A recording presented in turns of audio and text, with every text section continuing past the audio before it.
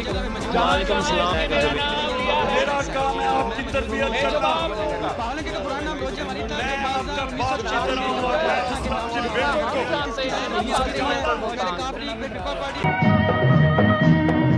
ملت کا پاسباں ہے محمد علی جناح، محمد علی جناح۔ نومبر 1954 میں ہیکٹر بولائتھو کی کتاب جناح بانی پاکستان شائع ہوئی۔ یہ کتاب اگرچہ ایک اچھی سوانح حیات تھی مگر مختصر تھی اور بابائے قوم قائد اعظم محمد علی جناح کے شائن شان نہ تھی۔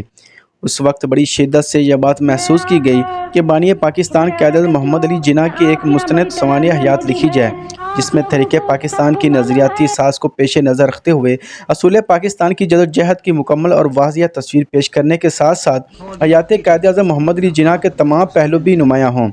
مادر ملت فاطمہ جناح نے اس کام کا آغاز جی علانہ کے تعاون سے شروع کیا، لیکن 1964 کے سیاسی حالات و واقعات کے نشیب و فراز اس کا کام میں رکاوٹ کا باعث ہوئے اور اس طرح یہ منصوبہ ادھورا رہ گیا۔ صرف 3 ابواب تحریر کیے گئے اور اس کا مسودہ national archive news of Pakistan اسلام آباد میں محفوظ ہے۔ کتاب کا پہلا باب قائد اعظم محمد علی جناح کے خاندانی پس منظر اور ان کی ابتدائی زندگی کے حالات سے متعلق ہے۔ دوسرا باب ان کے لندن کے سفر اور وہاں پر قیام کے بارے میں ہے جس میں تفصیل سے بتایا گیا ہے کہ کس طرح قائد اعظم محمد علی جناح نے بزنس نظم و نسق میں تربیت حاصل کرنے کی بجائے قانون کا پیشہ سے منسلک ہونے کا ارادہ کیا اور اپنے بہتر مستقبل کے لیے کس طرح مسلسل محنت اور جدوجہد کی۔ تیسرے باب میں قائد اعظم محمد علی جناح کی زندگی کے آخری ایام کو تفصیل سے بیان کرنے کے ساتھ ساتھ مطالبہ پاکستان کے بنیادی تصور، فلسفہ اور نظریہ کو پیش کرنے کی کوشش کی گئی ہے۔ میرا بھائی اگرچہ ایک چھوٹی سی کتاب ہے لیکن اپنے نفس، مضمون اور مواد کے اعتبار سے بڑی اہمیت کی حامل ہے۔ قائد اعظم محمد علی جناح کے خاندان کے حالات اور کس طرح وہ لوگ پانیلی کاٹھیا واڑ سے کراچی منتقل ہوئے اور قائد اعظم محمد علی جناح کے والد جناح پونجا نے کس طرح دن رات محنت کر کے اپنے کاروباری ساکھ قائم کی۔ قائد اعظم کی پیدائش اور ان کی ابتدائی تعلیم سے متعلق مستند تفصیلات کے ساتھ ساتھ انگلستان کے حالات و واقعات سے متعلق معلومات آپ کو کسی دوسری کتاب میں نہیں ملیں گی۔ کتاب اگرچہ بہت مختصر ہے لیکن اس میں قائد اعظم محمد علی جناح کی شخصیت کے مختلف پرت کھول کر بیان کیے گئے ہیں۔ مثال کے طور پر محترمہ فاطمہ جناح نے بڑی وضاحت اور صراحت کے ساتھ بیان کیا کہ قائد اعظم محمد علی جناح روپیہ پیسہ کے معاملے میں بڑے متحد تھے۔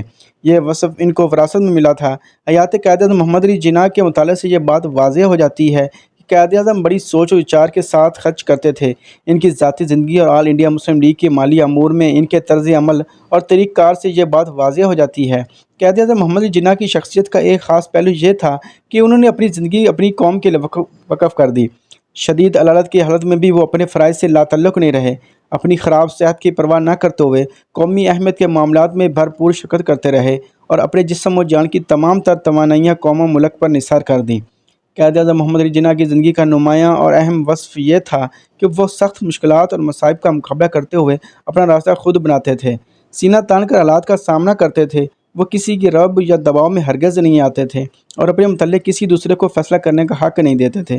کتاب میرا بھائی کا مطالعہ شاید میرے پاک وطن کے نوجوانوں میں ایک قوم بننے کا احساس پیدا کر دے۔ قوم سخت محنت اور بے لوث خدمت کی متقاضی ہے۔ فرمان قائد، اطاعت، تنظیم، ایمان کے اصولوں پر عمل کرتے ہوئے اپنے آپ کو ملک و قوم کے مفاد پر قربان کر دینے سے پاکستان ایک عظیم مملکت بن سکتی ہے۔